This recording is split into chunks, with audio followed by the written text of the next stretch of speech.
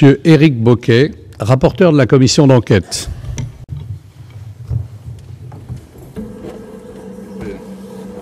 Ça va bien. Merci. Bien, Monsieur le Président, Monsieur le Ministre, mes chers collègues, je souhaite en premier lieu remercier à mon tour la conférence des présidents d'avoir inscrit ce débat à notre ordre du jour.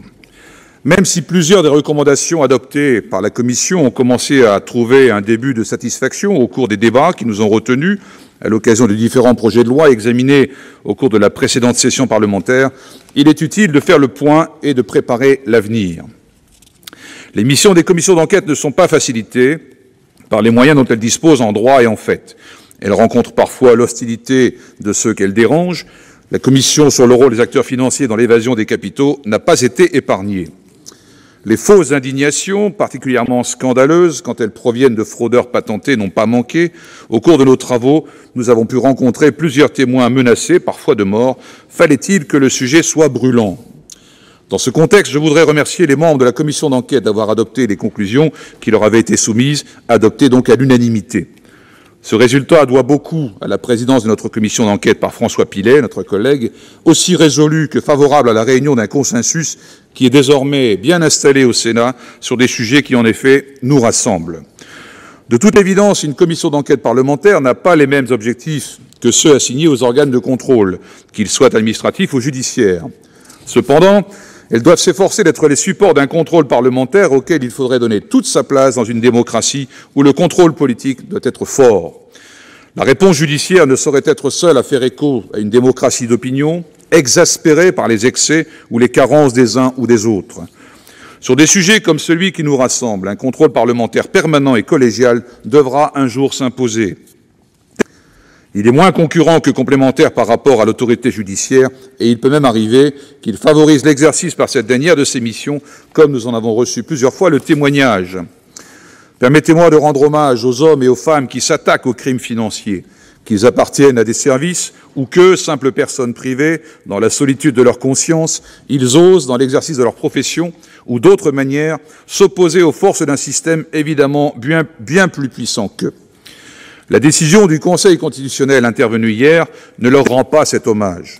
Sans doute nous direz-vous quelle suite le gouvernement entend-il réserver à une décision qui, par divers aspects, aboutit à désamorcer les moyens d'assurer l'égalité devant les charges publiques. Dans un monde où les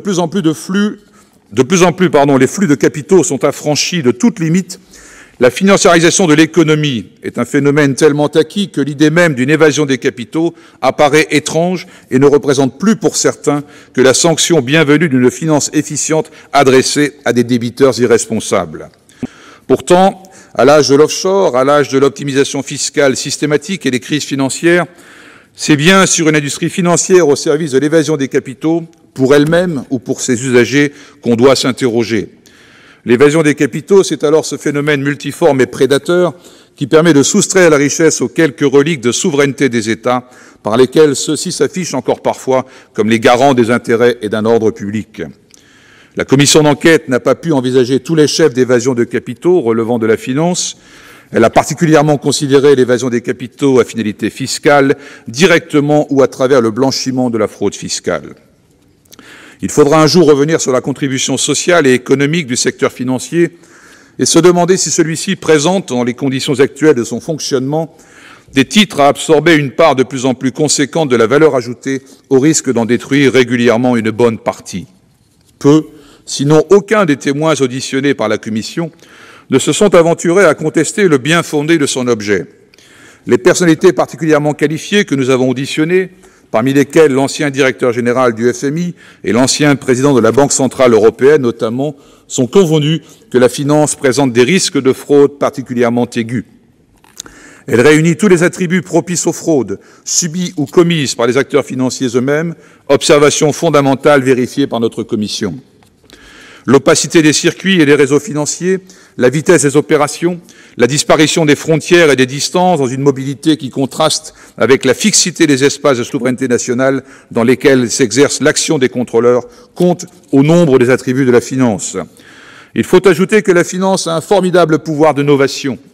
Elle peut substituer à des revenus taxables d'autres revenus non taxés ou moins taxés. Si elle n'a pas le pouvoir de changer le plomb en or, elle peut réaliser l'opération inverse en transformant l'or de la sphère économique réelle d'un pays en plomb pour les administrations fiscales et plus largement celles en charge des intérêts publics. Les prix de transfert financiers qui reposent sur l'assiette considérable des relations financières intra-groupes, les structurations des bilans d'entreprise dans les groupes et leurs effets artificiels sur les revenus nets qui fondent la contribution fiscale, les arbitrages réglementaires multiples offerts par les techniques financières, parmi lesquels je voudrais citer ceux d'actualité pouvant porter sur certaines rémunérations salariales qui altèrent la contribution sociale, ne sont que quelques-unes des multiples manifestations des potentialités d'évasion des richesses par la finance. Celle-ci repose aussi sur l'extrême facilité qu'elle a de dissimuler les richesses, facilité entretenue par l'industrie financière qui s'est employée à se créer des zones de droit sur mesure. Tous les grands témoins auditionnés par la Commission en ont appelé à une nouvelle régulation de la finance. J'y vois le témoignage d'un refus de l'impérialisme de la finance aux dérives patentes. Il trouve des expressions aussi variées que l'essor du shadow banking, cette finance des financiers pour les financiers, ou l'intervention directe de banques pour façonner les législations de certains pays. De son côté, le secret bancaire absolu opposé aux règles les plus démocratiques n'est-il pas la manifestation de la suprématie accordée aux intérêts représentés par les institutions financières? Sachons également reconnaître qu'en cela, l'offre des financiers rejoint une demande croissante d'évitement de l'impôt par des élites mondialisées qui coïncident avec les intérêts des acteurs financiers. Dans un monde où les oligarchies financières se renforcent sous l'effet des déséquilibres du partage des richesses, les oligopoles financiers se mettent au diapason des attentes des ultra-hauts revenus. Leurs auxiliaires des professions du droit et du chiffre retirent une part importante de leur rémunération de recettes visant à optimiser astucieusement les revenus des entreprises et des particuliers en les soustrayant à la contribution commune. Les lois que nous adoptons sont ainsi régulièrement vidées de leur portée par toute une infrastructure qui est payée pour échapper à un pouvoir que nous exerçons au nom du peuple. Dans ce monde, il est illusoire d'attendre des acteurs financiers une quelconque autorégulation. L'évasion des capitaux devient systémique. Quelles propositions appréciables les institutions financières ont-elles jamais avancées pour améliorer leur conformité? Comment ne pas relever l'absence de plainte de la profession dans les cas avérés de fraude réalisée par des banques concurrentes quand les mêmes sanctionnent sans merci le plus petit découvert? Que dire de l'utilisation sans vergogne des juridictions à secret bancaire et des États non coopératifs, de la multiplication des offres de véhicules vantés pour leur potentialité fiscale, du déplacement entre pays des avoirs consécutifs au durcissement des règles touchant tel pays vers d'autres destinations épargnées par lui, de la profusion des schémas de planification fiscale agressive dont le nombre ne cesse de croître d'après le recensement qu'en fait l'OCDE. La commission d'enquête a eu à connaître des situations individuelles plus ou moins publiques, témoignant d'évidentes transgressions. Chacun ici connaît peu ou prou les dossiers HSBC, UBS et d'autres plus franco-français. Sans pouvoir entrer dans les détails, je puis témoigner que les investigations auxquelles j'ai procédé en ma qualité de rapporteur ont pu conduire à des observations singulières. Je m'interroge en particulier sur le recours par de nombreuses personnes morales à des comptes à l'étranger gérés dans des conditions apparemment destinées à les dissimuler. Je relève encore qu'en réponse à mon questionnaire, certaines grandes entreprises du CAC 40 sont allées jusqu'à affirmer ne pouvoir être concernées par telle liste désormais bien connue, quand en réalité elle se trouvait être portée sur elles. La Commission, de son côté, a pu prendre connaissance des cas particuliers impliquant des compensations financières plutôt triviales, mais pouvant concerner des sommes considérables et qui lient le grand banditisme aux fraudeurs fiscaux. Ces comportements microéconomiques aboutissent à des formations macro-financières monstrueuses. Tel micro-État, dépourvu du moindre début d'une infrastructure de contrôle et offrant des garanties de non-fiscalisation au long cours, se retrouve le 4e centre financier international. Le déploiement des groupes financiers dans les paradis bancaires et les réseaux qu'ils dessinent confère à l'offshore une place de choix dans les circuits financiers internationaux, avec tous les risques associés pour l'ordre financier international, la stabilité financière, mais aussi la conformité des flux, des intervenants et des échanges. En Europe elle-même, n'est-ce pas le plus petit État qui est aussi le plus grand centre financier de gestion de fonds? Les Bermudes ne sont-elles pas la plaque tournante mondiale de l'assurance? Combien de bénéfices les captifs constitués par les entreprises françaises sur ce territoire dégagent-elles chaque année, Monsieur le Ministre, et combien cela coûte-t-il au Trésor public? Les bénéfices d'entreprises du CAC 40 réalisés à l'étranger ne reflètent-ils que des succès commerciaux rencontrés sur place ou admettent-ils une part des bénéfices réalisés en France et habilement transférés à l'étranger? À sa manière, la commission d'enquête a éprouvé les effets de l'opacification entretenue par les nébuleuses financières. En réponse à une question portant sur les activités, les bénéfices et les impôts acquittés dans une liste de territoires, les banques interrogées ont affirmé ne pouvoir fournir ces éléments. Étrange réponse qui contraste pour le moins avec les informations qu'on s'attendrait à voir réunies par des établissements à la pointe des techniques de gestion. D'autant plus étrange, et je dirais même inacceptable, qu'il suffit de se reporter à l'audition du président de la BNP Paribas devant la commission d'enquête du Sénat sur l'évasion fiscale internationale l'an dernier, pour se persuader que ces données sont déjà disponibles et qu'elles expliquent pour beaucoup l'écart entre le taux d'imposition nominale théorique des dites entités et leur imposition effective en France, constat soigneusement édulcoré dans un récent rapport du Conseil des prélèvements obligatoires, rédigé, il est vrai, par un rapporteur exerçant désormais ses talents au service d'une grande banque étrangère au centre du plus grand scandale financier de ces derniers temps. Oui, décidément, mieux connaître, ce sera déjà mieux combattre. On le sait, cette condition appelle une coopération internationale dont les défaillances actuelles sont connues. Ces dernières années, des accords interétatiques ont été présentés comme la manifestation d'une mobilisation internationale pour mieux défendre les droits légitimes des États. Ce processus a particulièrement consisté à s'assurer d'une coopération mutuelle effective, passant par des échanges d'informations, mais aussi dans le champ de la lutte anti-blanchiment, qui est le second pilier du combat contre les flux illicites de capitaux, par l'adoption de normes communes supposées répondre aux défis du blanchiment. La vision idyllique du concert des nations qui tente à être diffusée par les gouvernements est-elle vraiment de mise?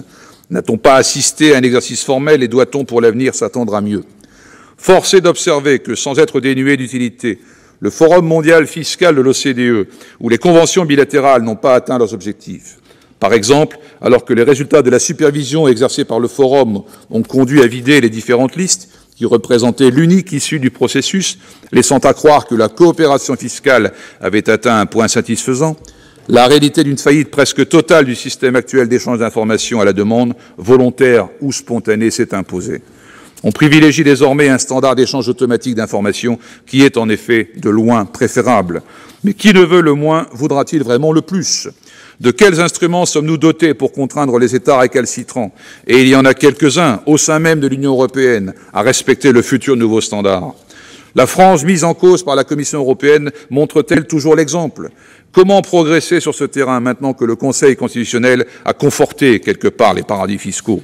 Nous semblons attendre des États-Unis la lumière, ce qui n'est pas à la hauteur de ce qu'on attend légitimement de l'Europe et pourrait bien affaiblir sa position dans l'attractivité des capitaux. Un peu de géostratégie financière ne nuirait pas dans un contexte où les armes réglementaires, y compris dans le domaine de la lutte contre l'évasion des capitaux, sont un outil de la guerre financière internationale.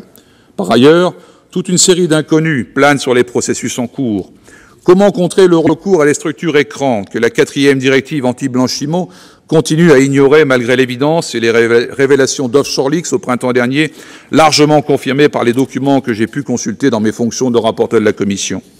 Quid des progrès sur la voie d'une action plus résolue en matière de blanchiment quand des pans entiers sont laissés à la discrétion des États, voire des établissements financiers eux-mêmes? Quid des sanctions effectives contre les États ou les acteurs financiers complices ou auteurs de l'évasion des capitaux tant que les justices européennes resteront dans une passivité à laquelle les États-Unis ont si vigoureusement renoncé? À l'heure des annonces sur le FATCA européen, où en sommes-nous de la révision de la directive épargne? On peut craindre en somme que le droit international ne demeure encore une fois, au gré des rapports de force, alternativement une loi douce, sans effet appréciable, ou une loi dure, appliquée selon leurs intérêts par les pays les plus forts, au nombre desquels l'Europe ne se comptera pas. Cette crainte peut s'étendre aux dispositions législatives que nous adoptons. L'abondance de normes ne doit pas être le cache-misère d'une action qui doit être toujours exemplaire. Nous avons beaucoup légiféré ces dernières années pour renforcer les moyens de la lutte contre les flux illicites des capitaux. Nous manquons du recul pour faire le bilan complet de ces lois. Pour certains dispositifs, en revanche, il existe déjà des motifs de perplexité. Tel est le cas des régimes durcissant la législation fiscale envers les États non coopératifs. Tel est aussi le cas d'un certain nombre de retenues à la source remises en cause par la juridiction européenne. N'en ira-t-il pas de même avec le registre des trusts qui pourrait être souhaitable et conditionné à la bonne volonté des États étrangers? Les conventions fiscales ont-elles toujours permis d'accéder aux informations nécessaires? L'élargissement du dispositif Tracfin a-t-il abouti à une lutte plus efficace contre le blanchiment et contre la fraude fiscale? Il n'y a pas, jusqu'à l'accentuation très bienvenue des peines et des moyens d'investigation, qui ne soulèvent de telles questions sur leurs prolongements effectifs au vu des pratiques actuelles. La guerre contre l'évasion des capitaux est un art tout d'exécution. Nous préconisons sans doute des réformes à dimension législative. Il nous faudra d'abord réduire l'asymétrie d'information dont abusent les acteurs financiers en élargissant les obligations de dévoilement d'informations pour certains produits financiers, notamment d'assurance, pour certains schémas fiscaux. L'Assemblée nationale vient de le voter récemment contre l'avis du gouvernement, comme nous l'avons fait pour les comptes des banques dans les pays tiers. Sur ce point, nous devrons veiller à ce que les choix concernant le périmètre de consolidation des banques, qui sert de référence, n'altèrent pas la portée de l'information à laquelle nous les avons obligés et élargir cette obligation à des entreprises non financières. Le statut des lanceurs d'alerte, qui a été amélioré, tandis qu'un statut du repenti a été organisé, pourra sans doute l'être encore pour couvrir des situations plus réalistes et mieux sécuriser leurs perspectives concrètes. Par ailleurs, il nous faut mieux formaliser l'engagement des organes sociaux sur la conformité fiscale des entreprises et associer les institutions représentatives du personnel à ces sujets. Il nous faudra également résoudre par la voie législative un certain nombre de conflits d'intérêts qui voient des contrôleurs placés sous la sujétion économique des contrôlés, comme c'est le cas des commissaires aux comptes, ou laissés sans statut suffisamment protecteur, comme c'est le cas des personnels chargés de la conformité dans les institutions financières. Nous devrons également modifier la composition de certains collèges de superviseurs qui comptent des personnalités actives dans les entreprises ayant des liens commerciaux ou financiers avec des entités soumises à leur contrôle ou à leurs sanctions. Il nous faudra aussi mieux responsabiliser les facilitateurs de la fraude fiscale internationale par un appareil de sanctions adapté à leur participation à des fraudes qui ne leur vaut aujourd'hui que l'impunité. C'est le sens de la recommandation consistant à créer une infraction pour incitation à la fraude fiscale.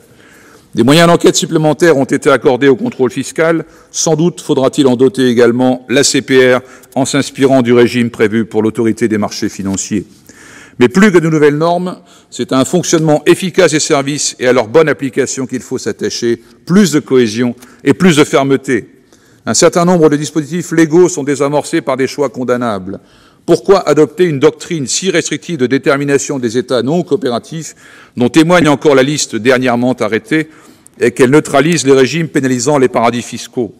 N'est-ce pas adresser un blanc-seing au développement de la finance offshore? Pourquoi estimer que la Suisse et son secret bancaire est un État impeccable en matière de lutte anti-blanchiment quand de nombreuses affaires démontrent tout le contraire? Est-il réellement acceptable que l'autorité de contrôle prudentiel et de résolution soit liée par le secret professionnel à l'égard des services fiscaux quand elle exerce des responsabilités importantes dans le combat contre le blanchiment, notamment de fraude fiscale? Pourquoi refuser au contrôle fiscal d'interroger Tracfin sur des signalements dont cet organisme pourrait disposer? Solution véritablement kafkaïenne, puisque dans le même temps, les cas sensibles sont naturellement signalés au ministre qui, supérieur hiérarchique de la Direction générale des finances publiques, se trouve forcé à un clivage dangereux et qu'on devine pouvoir être particulièrement inconfortable en certaines circonstances.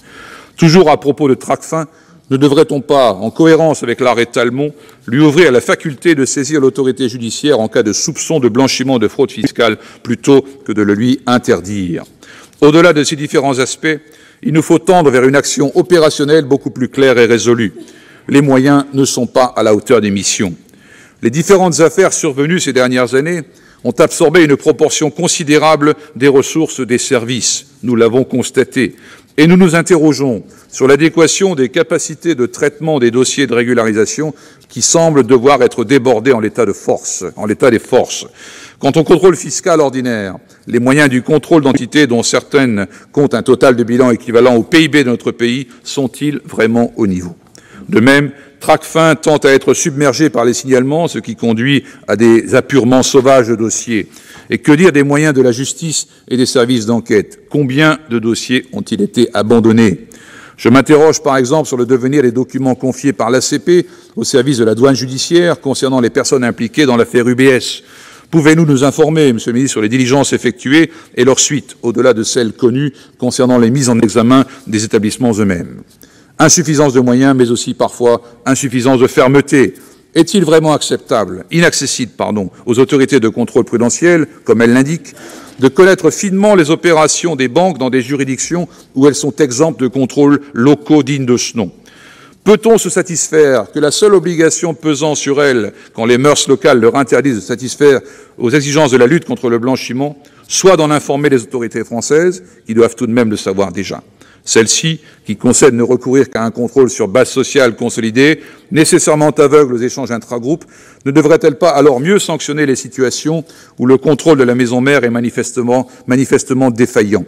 Pourquoi, loin d'aboutir à ce résultat, l'examen par la commission des sanctions de l'ACP peut-il permettre à une grande banque française d'échapper à des griefs de ce type au motif de l'absence d'un accord formel de coopération entre l'ACP et son homologue, malgré le consentement ponctuel donné par celui-ci?